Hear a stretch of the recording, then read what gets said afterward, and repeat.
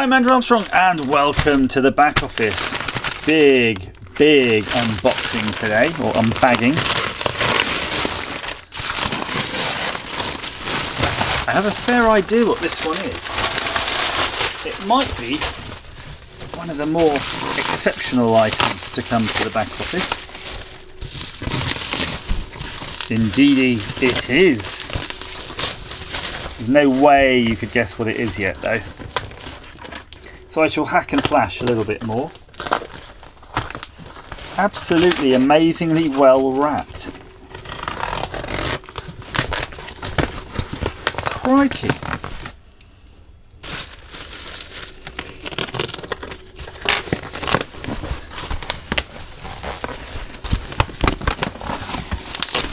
Look at that. These are VirtualBoy games, and this is, of course, a VirtualBoy. It's virtually a boy, but in game format. Wow, looky there. That is insano. That's an insanograph item. 3D display game system. Let's have a quick look at the game boxes. You've got Mario Clash, Mario Tennis, something I can't read, but it says Virtual 3D Shooting System. Galactic Pinball, Tetris, some sort of baseball game by Kemco, Wario Land, and Virtual League Baseball. All very exciting. So we'll put that aside. I've always wanted to have a go on a VirtualBoy, so this is a rare treat. I did see them. I remember once when I was a kid, I was in a shop and I had saved up enough money to buy one, and I kind of was like, can I look at one of those? And then the shopkeeper was super disinterested in serving me, and I was just like, alright then, fair enough, and just walked out, and that was that. And that was the closest I ever got to experiencing a VirtualBoy, which is pretty miserable when you think about it. It's not much of an experience, is it? And these are the books to tell you not to use it because it's dangerous and it will hurt your eyes. And most people do seem to say, I've spoken to, they really do say believe the hype when it comes to the actual VirtualBoy and your eyesight, because you do feel super queasy. Now, okay, I'm just fighting off camera. I do apologise. How unprofessional of me. I am fighting off camera with something, but I'm back. Okay. Let's have a closer look then. So we've got this joypad, which is kind of GameCube-ish. 2 D-pads, start select BA. Yeah, that's quite that. You've got this stand thing. I've seen that where people are setting that up and then looking into it. So I suppose we could see how that works. Just a sort of clamp really, doesn't seem to be too much to it. He says struggling to get it on. Yeah, I don't want to force it. I can see already there's a little bit of a fracture in some of the plastics here, so don't force that. So it says push. Yeah, so push to open the jaws. And it's just looking a little bit like one of those Viewmaster things. There's nothing much to it in terms of that. Well, I've got the jaws open and it's not going. Maybe I've got it the wrong way around. Yeah, I had it the wrong way around. Great, okay, so that's that part. You've got some sort of focus thing on the top here and some other IPD. Oh, the interpupillary distance. So that's the gap between your eyes. There's a couple of rubber buffers on the edges, and that's pretty much it. I mean, where do you plug the joystick in? Oh, then the bottom. Volume, phones, controller. And there's a play link here. It looks like a kind of an oldie. Imagine an HDMI that was made too long ago. That's exactly what that would look like. And then there's a cartridge slot that's a really odd place. So let's see if we get one of these games out. God, they are quite big cartridges. And they've got little protectors on it. Cardboard boxes though. Can't imagine many of them surviving intact. Plop that in. So it's like a mega big cartridge. Good, so we are almost ready to go. So just move that out of the way. See if you can see my hands here. I think there's a battery bay somewhere in here among this lot, and the batteries are in the controller if I'm not mistaken. So got that there. Just fighting it. Right, so it's 6 cells. So I'm going to go get 6 cells and we'll meet back here. Jarring jump cut. Yes, you can see the desk's changed. This is a couple of days later. I have the battery bay here from the controller sitting in a pot of homemade concoction. You can see there's lemon seeds in there. So yes, it's lemon juice and vinegar mixed in. And the reason I've done that is because 1, I didn't have enough lemons to fully submerge all of the contacts. And 2, the lemons counteract the vinegar. So they kind of do the same thing. But now it doesn't smell like a fish and chip shop so much. So what I've done is put that in here because the fault was I couldn't turn this on because the battery bay was all kind of corrody and rusty. So what I did is I verified the unit working by hardwiring power into the actual controller contacts, and that was fine. It did come on, so I left it at that. So we know the unit's working. Hurrah! But now we just need to get the battery bay working so we can test that fully. So what I've done is I've just had it sitting in this concoction and I've been rubbing it down every now and then with one of these brushes, and I can see most of the corrosion's gone. So the next stage for me is to dry this out and maybe just give it a quick flush with IPA alcohol, because we don't want that too smelly, a smelly an object in our hands. And then I'm going to give it a little bit more of a rub down, so I'll show you that in a second. Ooh, we have power! Aha! I can see it. Important, read instruction. My guess would be you're expected to mess with this till the whole thing looks visible and all those 4 corners are present. It's like something you'd have at an optician. I'd say that's about as calibrated as it's going to be. So I've got the Wario game in here. And there's not there's not too much to see from your end. You might be able to hear it though. The graphics look stonkingly good though. But, it is a very pretty system, I'd have to say that. Reminds me of maybe a Game Boy Advanced. Maybe a combination between original Game Boy graphics in terms of the sort of colour depth where it's all everything's red, and the sort of, I don't know, resolution of a Game Boy Advance. It's definitely very pretty. Where are the buttons here? So you've got B and A. And that 3D effect works really well. And does seem to be stereo sound. I can hear sound coming out of both eye too, so yeah. I know it works now, and I've had a play of the game, and to be honest, actually my eyes are feeling a little sore, but not a massive amount. I did try this the other day, and I didn't really pay any heed to the actual whole setting it up stuff, but after you do, it seems okay actually. It doesn't seem that bad. I suspect a lot of kids would have just sort of jumped into this without following the whatever the configuration instructions are for setting it up for your eyes, and that would have been a bit painful for them.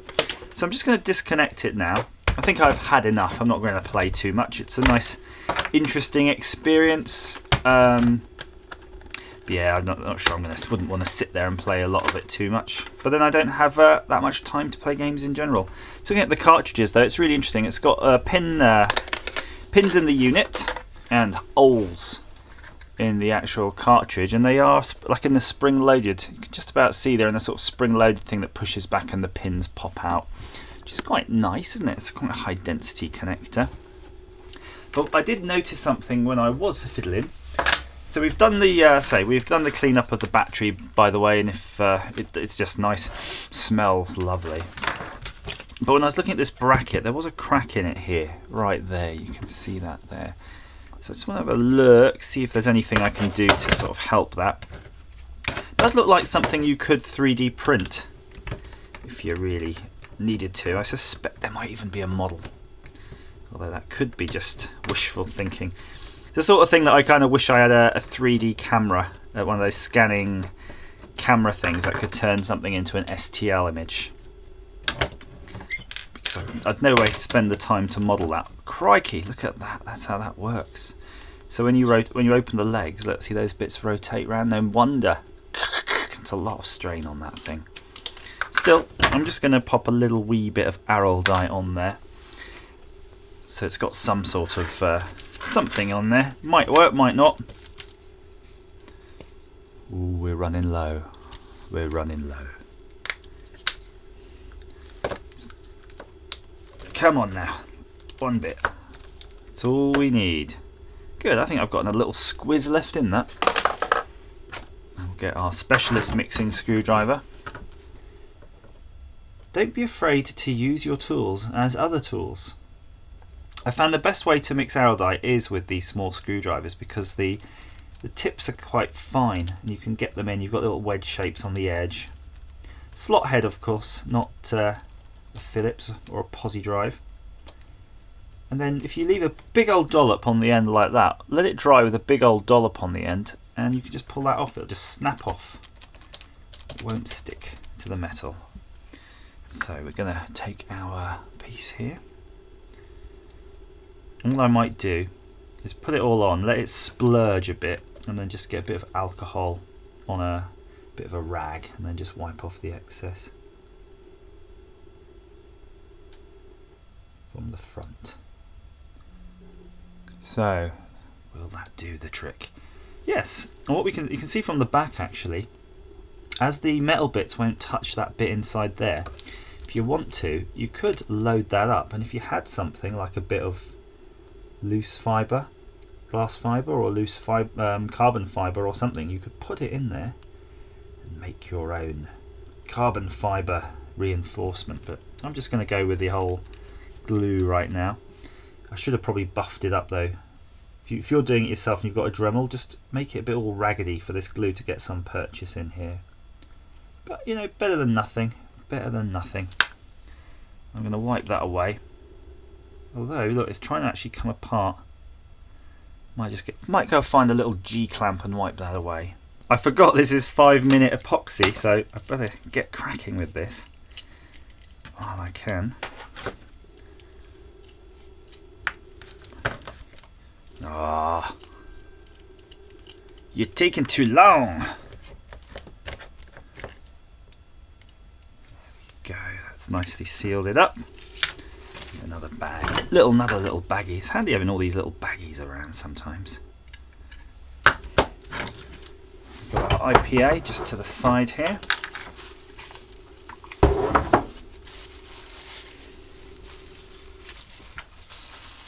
Nintendo don't. Sega does what Nintendo don't, apparently. And I would have to agree. Have to agree. Sega does know how to go bankrupt. That's looking alright. I think we'll just let that settle. And there's a little, you can see the wee little fracture line, but he's allowed a patina of wear.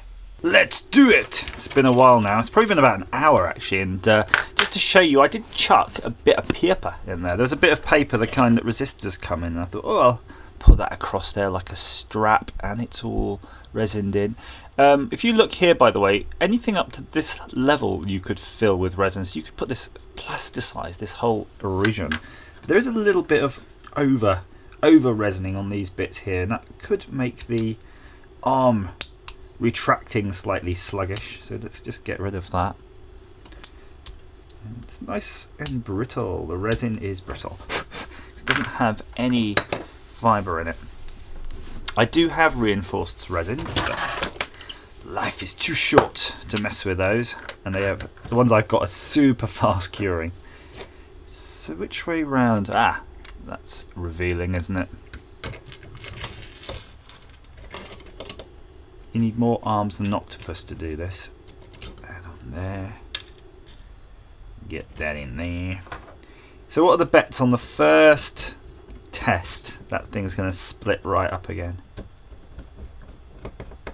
Place your bets now.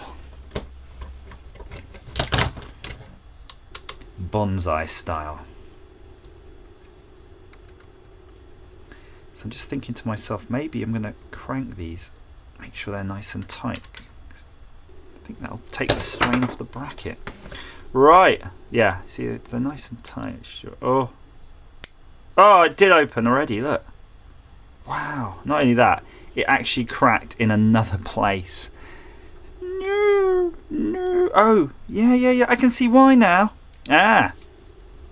So this plastic must have got brittle over age, and the arms have to go over these detents here. Look, see the little detents? So as it goes up, it's pushing the plastic up, and that would have caused the bloody split in the first place. What a stupid bloody design. So actually, if you've got one of these and it isn't cracked, just keep loosening these off to the point of tolerability for you. Yeah, so it's make it really loose and flappy, and you want. I think that's the best you can get, really. You'll stop that splitting. Yeah. Crap. That is a bit rubbishy. Oh, well. Good. So we've fixed the unit's battery thing. We've got the stand kind of working, and I've fixed it and then split it again. But it seems to be holding again, though. It seems to be holding. So it was just a bit of creaking. The split actually hasn't opened up. Good. So that's it. That's your VirtualBoy. Another satisfied customer. As ever, thank you for watching.